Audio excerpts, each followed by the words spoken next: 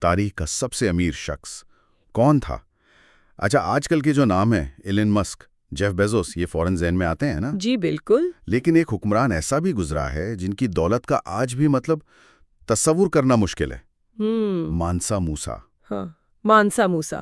آج ہم فراہم کردہ مضمون مانسا موسا، تاریخ کا امیر ترین شخص، کی روشنی میں اسی حکمران پر بات کریں گے.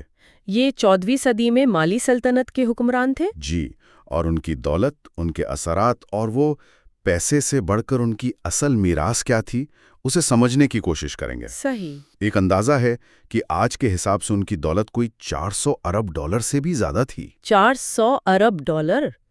یہ تو ناقابل یقین رقم ہے. بالکل. تو سوال یہ ہے کہ اتنی دولت آئی کہاں سے؟ مضمون کہتا ہے کہ بنیادی ذریعہ تو سونا تھا.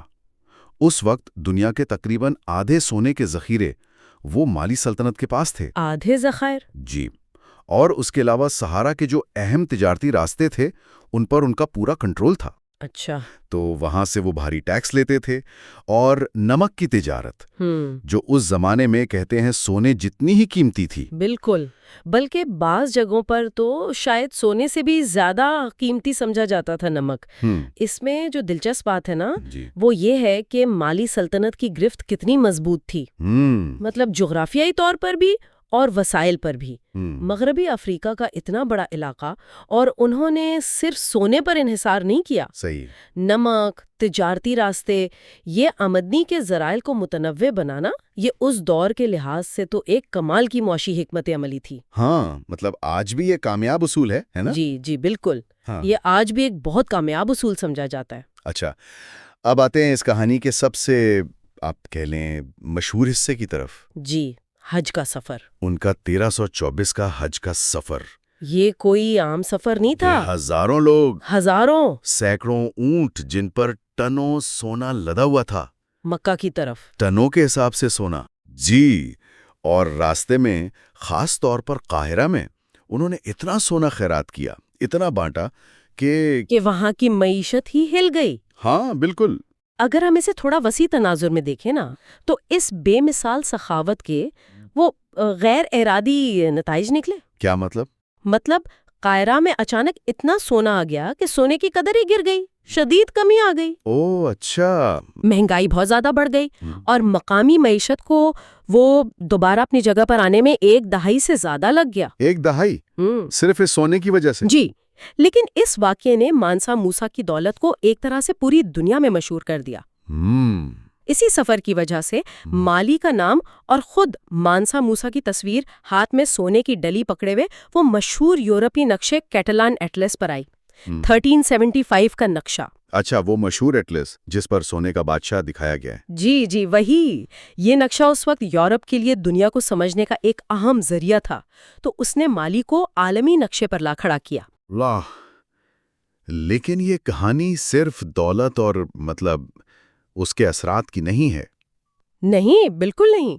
مکہ سے واپسی پر مضمون بتاتا ہے کہ ان کی توجہ بدل گئی. انہوں نے تمبکتو جیسے شہروں کو علم و ثقافت کا مرکز بنانے پر زور دیا. جی، یہ بہت اہم نکتہ ہے. وہاں بڑی بڑی مساجد بنوائیں، جیسے وہ مشہور سنکور مسجد جو بعد میں یونیورسٹی بنی.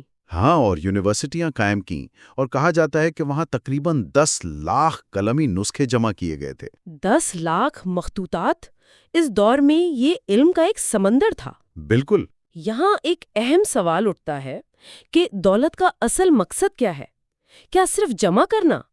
مانسا موسا کی اصل میراث شاید وہ سونا نہیں ہے جو وقت کے ساتھ ظاہر ختم ہو گیا. صحیح. بلکہ علم، ثقافت، تعلیم، اس میں ان کی سرمایہ کاری ہے. انہوں نے دولت کو معاشرے کی فکری اور روحانی ترقی کے لیے استعمال کیا. تو یہ ایک زیادہ پائیدار میراث ہوئی. جی بالکل.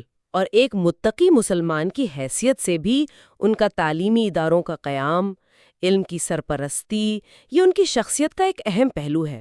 تو خلاصہ یہ ہوا کہ مانسا موسا کی کہانی صرف وہ بے تحاشا دولت کی نہیں، بلکہ اس دولت کے استعمال کی ہے، اس کے غیر متوقع نتائج کی ہے، اور ایک ایسی میراث کی ہے جو سونے چاندی سے زیادہ قیمتی نکلی. علم اور ثقافت کی میراث. جی. ان کی سخاوت نے ایک طرف تو معاشی ہلچل مچائی، لیکن دوسری طرف ان کی سلطنت اور ان کا نام وہ تاریخ میں ہمیشہ کے لیے درج ہو گیا۔ جی ہاں، اور مضمون کا مرکزی پیغام بھی شاید یہی ہے کہ اصل قدر دولت کے ہونے میں نہیں بلکہ اس کے صحیح استعمال میں ہے۔ صحیح استعمال۔ جی، مانسا موسیٰ نے اسے معاشرتی بھلائی، علم کے فروغ اور اسلامی تعلیمات کے مطابق وہ صدقہ و خیرات میں استعمال کیا۔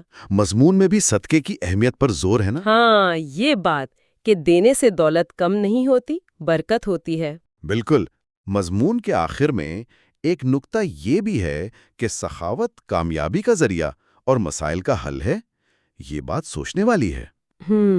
اگر آج کے دور میں بھی ہم اپنے وسائل، چاہے وہ ذاتی ہوں یا اجتماعی، انہیں جمع کرنے کے بجائے علم پر، اجتماعی بہبود پر، ہاں، یا حقیقی ضرورت مندوں کی مدد پر زیادہ توجہ دیں تو یہ ہماری دنیا کو کیسے بدل سکتا ہے؟ یہ واقعی ایک گہرا سوال ہے غور کرنے کے لیے۔